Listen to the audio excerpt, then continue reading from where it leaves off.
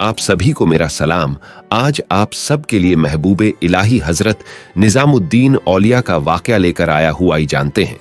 एक लंबे सफर के बाद हजरत निजामुद्दीन औलिया रहमतुल्लाह अलैह ने दिल्ली की एक जगह में कयाम किया। कुछ दिनों के बाद अमीर खुसरो रहमतुल्लाह अलैह के नाना का मकान खाली हुआ। हजरत महबूब इलाही उस मकान में मुस्तकिल हो गए। यह मकान अपनी जाहिरी साख के एतबार से एक शानदार बंगला नजर आता था। इसकी 3 मंजिलें थीं। पहली मंजिल पर सैयद मोहम्मद किरमानी रहमतुल्लाह अलैह अपने खानदान के साथ रहते थे। सैयद मोहम्मद हजरत बाबा फरीद रहमतुल्लाह अलैह की शोहरत सुनकर वजूदन हाजिर हुए थे और फिर हल्काए इरादत में शामिल हो गए थे। जब हजरत निजामुद्दीन औलिया दिल्ली तशरीफ लाए तो सैयद मोहम्मद के रहमानी भी अपने बीवी बच्चों के साथ इस तारीखी शहर में चले आए। इस मकान की दूसरी मंजिल में हजरत निजामुद्दीन औलिया कयाम फरमा थे। तीसरी मंजिल में मुरीद और दूसरे अकीदतमंद रहते थे और उसी जगह खाने का इंतजाम था। कुछ दिन के बाद उस मकान के मालिक के बेटे अपनी जागीरों से वापस आ गए और हजरत निजामुद्दीन औलिया से मकान खाली करने के लिए कहा। हजरत महबूब इलाही रहमतुल्लाह अलैह ने फरमाया, मुझे थोड़ी सी वक्त दो, मुनासिब जगह मिलते ही हम लोग यहां से चले जाएंगे। बह लड़का हजरत निजामुद्दीन औलिया के मुकाम से नावाकिफ थे, इसलिए गुस्सा में बात कर रहा था। हजरत महबूब इलाही ने बार बार अपनी मजबूरी जाहिर की, मगर वह दुनियादार लोग थे, एक दरवेश की मजबूरी को न समझ सके। यहां तक कि उन लड़कों ने अपना रसूख इस्तेमाल किया और हुकूमत के कारिंदे इस तरह सर पर आकर खड़े हो गए जैसे हजरत निजामुद्दीन औलिया मकान पर कब्जा करना चाहते हों। हजरत महबूब इलाही ने हुकूमत के कारिंदों से भी मोहलत तलब की, मगर आपकी बात किसी ने न सुनी। आखिर हजरत निजामुद्दीन औलिया उस मकान से बाहर निकल आए। किताबों के सिवा उस घर में कोई दूसरा सामान नहीं था। सैयद मोहम्मद किरमानी और दूसरे अकीदतमंदों ने किताबें अपने सरों पर उठाई और उन खानाबदोशों की तरह चल दिए जिनका बज़ाहिर कोई ठिकाना नहीं था। बड़ी अजीब सूरत हाल थी। दरवेशों का काफिला बेघरी के आलम में कहां जाता। कुछ देर तक ये मर्दाने खुदा हैरत परेशानी की कैफियत में खड़े रहे, फिर अल्लाह के भरोसे एक तरफ चल दिए। कुछ फासले पर सराज बक्काल का मकान था और सामने एक मस्जिद थी जिसे छप्पर वाली मस्जिद के नाम से याद किया जाता था। चलते चलते हजरत महबूब इलाही की नजर उस मस्जिद पर पड़ी। आपने मुरीदों और अकीदतमंदों को रुक जाने का इशारा किया। यह अल्लाह का घर है, इस पर तो कोई इंसान अपनी हक का दावा नहीं करेगा। हजरत निजामुद्दीन औलिया ने फरमाया, किताबें यहां रख दो। रात मस्जिद में गुजारी। सैयद मोहम्मद किरमानी रहमतुल्लाह अलैह अपने बीवी बच्चों के साथ मस्जिद की सीढ़ियों पर रहे। हजरत निजामुद्दीन औलिया रहमतुल्लाह अलैह के जाने के बाद मोहल्ले के कुछ बुजुर्गों ने मकान मालिक के बेटों से कहा, आपको इन दरवेशों के साथ यह या रेहाना सुलूक रवा नहीं रखना चाहिए था। बड़ी बरकत थी इन लोगों के दम से। पूरे इलाके में एक अजीब सी रोशनी का एहसास होता था। मकान मालिक के बेटे दौलत और इक्तिदार के नशे से सरशार थे। अब बिराना लहजे में कहने लगे, हम खूब जानते हैं इन दरवेशों को, दुनिया कमाने का यह भी एक अंदाज है। फिर उसी रात मकान में आग लग गई और उस शानदार इमारत की 3 मंजिलें जमींदोज हो गई।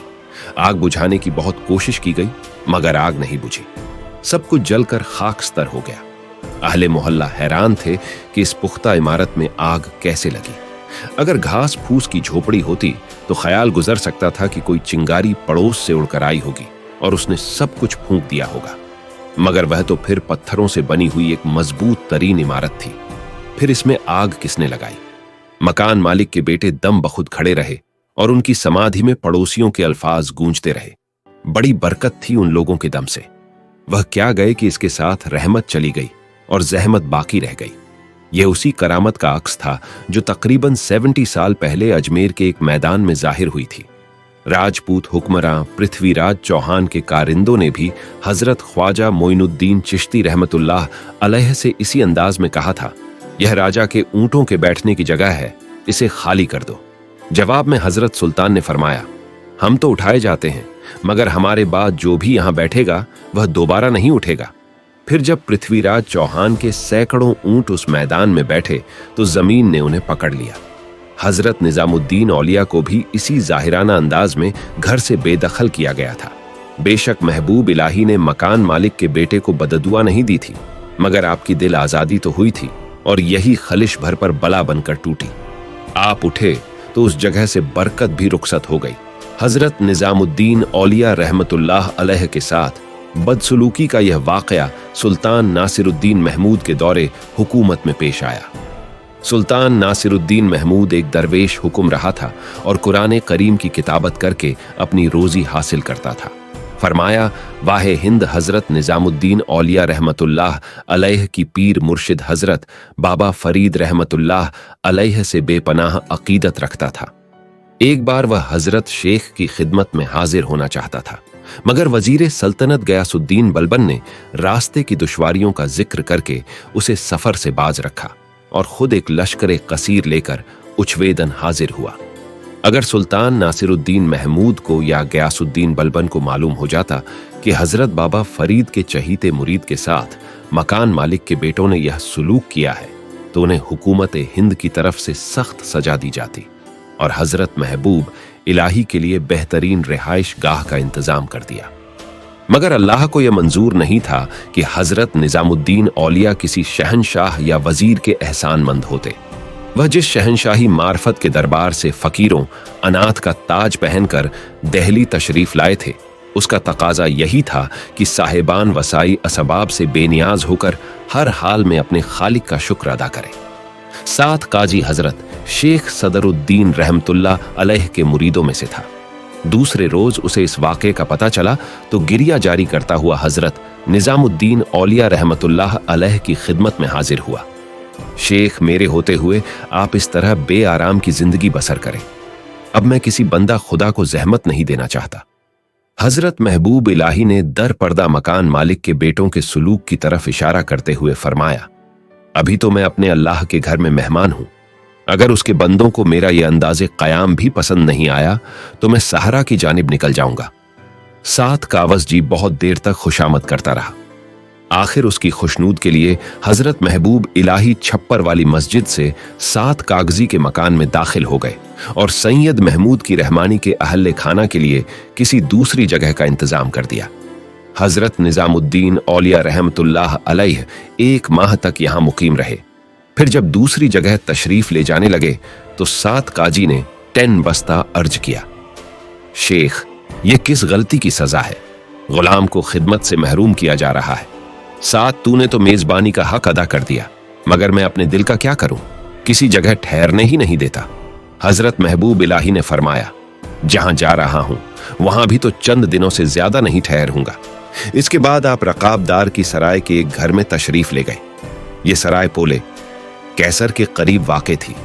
सैयद मोहम्मद के रहमानी रहमतुल्लाह अलैह भी अपने खानदान वालों के साथ इसी सराय के एक हुजरे में मुकीम हुए। इस सराय में भी आपका क़याम बहुत मुख्तसर रहा। यहां से उठकर आप शादी गुलाबी के घर में तशरीफ ले गए। कुछ दिन बाद शमसुद्दीन शराबदार के आजिज आकर बाबा आपकी खिदमत में हाजिर हुए। ये लोग हजरत निजामुद्दीन औलिया से बहुत अकीदत रखते थे। उनके बेहद असरार पर आप शमसुद्दीन शराबदार के घर तशरीफ ले गए। शराबदार एक हौदा था जिसके सुपुर्द बादशाह को पानी पिलाने का काम था। हजरत महबूब इलाही उस मकान में कई साल तक मुकीम रहे। वजूद से आने वाले अकीदतमंद उसी मकान में आपसे मुलाकात करते थे। गुर्बत का यह आलम था कि कई वक्त रोटी मयस्सर न होती।